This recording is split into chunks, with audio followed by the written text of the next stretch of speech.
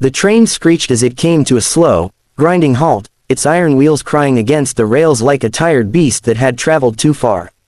Steam hissed into the cold evening air, wrapping the small wooden station in a ghostly fog. A few passengers stepped down, greeted by familiar faces, warm embraces, and hurried conversations. Laughter flickered in the distance. But not for her. She stood alone, clutching a small, worn suitcase with trembling hands. The young woman remained near the edge of the platform, her eyes scanning every face that passed by. Hope flickered in them, fragile, desperate, and slowly fading. Her name was Eliza. She had traveled for days, crossing miles of endless land, leaving behind everything she had ever known. Her home, her past, her pain. All for a promise written in ink. A promise made by a man she had never met. A husband, a new life, a fresh beginning. She reached into her coat pocket and pulled out the folded letter, its edges soft from being read too many times. Her fingers traced the words as if they could still give her strength. I will be waiting for you at the station. You won't be alone anymore. But the station was empty now. The last of the passengers had already left. The conductor shouted something before climbing back onto the train, and with one final whistle, it pulled away, leaving behind silence. And her. Eliza swallowed hard. The cold bit deeper now, or maybe it was the loneliness settling into her bones. He must be late, she whispered to herself, though even she didn't believe it anymore. Minutes turned into an hour. The sun dipped lower, painting the sky in shades of orange and dying gold before fading into a deep, unforgiving blue. The wind grew sharper, tugging at her thin shawl. Still, she waited, because what else could she do?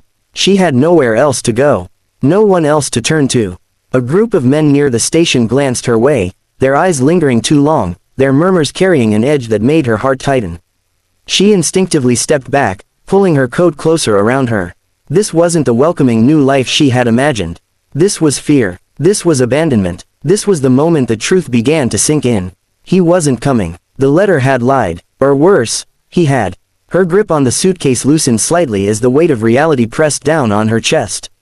Tears blurred her vision, but she blinked them back. She had cried enough in her life. She wasn't going to break here. Not now. Not in front of strangers. Not in a place that already felt so cruel.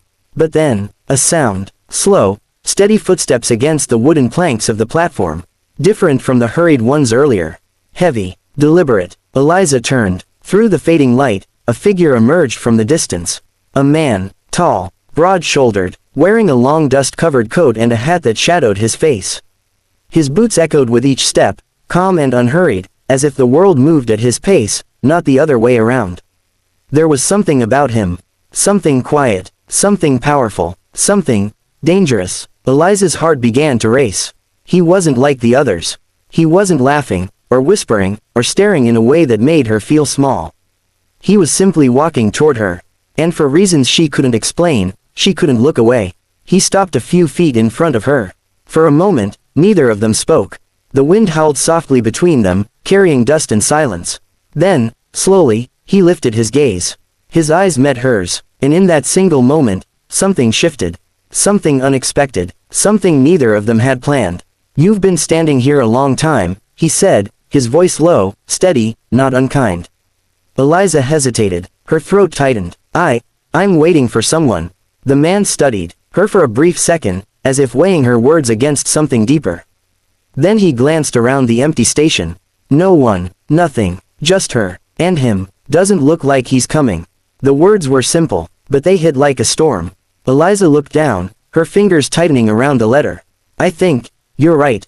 For the first time since arriving, her voice broke. Just slightly, just enough. The man noticed. He always noticed things like that. He had spent years reading silence, reading pain, reading people who tried too hard to hide what was already written on their faces. And this girl, she was trying to be strong. But she was breaking. He exhaled slowly, shifting his weight. What's your name, Eliza? A pause. Then, you got anywhere to go, Eliza? The question hung in the air. Heavy, real, terrifying. She shook her head. No, and there it was. The truth. Bare, unprotected. The man nodded once, as if he had expected that answer. Of course he had, because stories like hers, they never ended well. At least, not usually. He turned slightly, glancing toward the darkening road beyond the station. Then back at her. You can't stay here. Eliza knew that. Every instinct in her body told her that staying would be a mistake. But leaving with a stranger, that felt just as dangerous. She swallowed hard. I don't even know you. A faint, almost invisible smirk touched the corner of his lips. Name's Cole. He paused, then added, and I don't leave people stranded. Something about the way he said it. It didn't sound like a promise. It sounded like a rule. A code he lived by. Eliza studied him carefully. This man, Cole, wasn't polished. He wasn't charming in the way she had imagined her future husband would be. He didn't offer sweet words or false comfort. But he was real. And right now, real felt safer than promises. The wind picked up again, colder this time. Night was settling fast, and she had a choice to make. Stay here, or trust a man she had just met. Her fingers tightened around her suitcase. Her heart pounded. Then slowly, she nodded. Okay. Cole didn't smile, didn't celebrate. He simply turned and started walking. Stay close. And after a brief hesitation, Eliza followed, unaware that this moment, this decision, this stranger walking ahead of her, would change everything. The road stretched endlessly into the darkness, lit only by the pale glow of the rising moon. Eliza walked a few steps behind Cole, her grip still tight on the small suitcase that now felt heavier with every mile. The station had already disappeared behind them, swallowed by the night, and with it, the last piece of the life she thought she was stepping into. For a while, neither of them spoke. Only the sound of boots against dirt and the distant howl of wind filled the silence. Eliza kept stealing glances at him. Cole walked like a man who knew exactly where he was going, even if the world around him didn't. His shoulders were firm, his pace steady, his presence strangely calming despite the fact that she barely knew him. But there was something else. Something hidden. Something broken. You always this quiet? She finally asked, her voice soft but carrying in the still night. Cole didn't stop walking. Only when there's nothing worth saying. Eliza frowned slightly. That's a little rude. A faint smirk appeared on his face, though he didn't turn. You'll get used to it. That caught her off guard. Get used to it? What did that mean? Was she really going with him, just like that? Her heart skipped, but she pushed the thought aside. Right now, she didn't have the luxury of questioning every step. After a few more minutes, lights appeared in the distance. A ranch, not grand or luxurious, but strong. Built with purpose, a place that had seen storms and survived them. Cole slowed slightly. That's mine. Eliza stopped for just a second, surprised. You live alone? He hesitated, then nodded. Yeah, there was something in that pause. Something he didn't say, but Eliza didn't press. Not yet. They reached the wooden gate, and Cole pushed it open with a firm hand. The faint creak echoed into the quiet night as they stepped inside.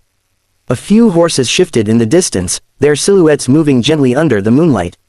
For the first time since the station, Eliza felt something other than fear.